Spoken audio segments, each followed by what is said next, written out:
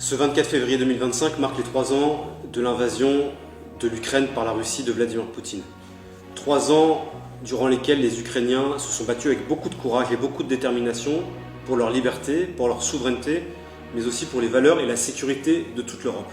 Et à cette occasion, alors que nous vivons des moments difficiles, il faut leur redire tout notre soutien et toute notre détermination à les accompagner dans la durée, aussi longtemps que sera nécessaire.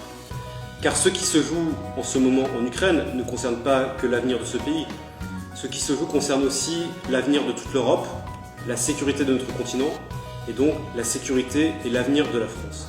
C'est pourquoi les Européens doivent continuer d'opposer un front uni à la guerre brutale, totale, massive menée par la Russie de Vladimir Poutine. C'est pourquoi nous devons renforcer la défense européenne, qui est un impératif absolu, en augmentant les budgets de défense dans tous nos États membres, mais aussi en poursuivant la politique de sanctions contre le régime de Vladimir Poutine, qui n'a aucunement l'intention de déposer les armes. Les récentes attaques de ces derniers jours le démontrent à nouveau.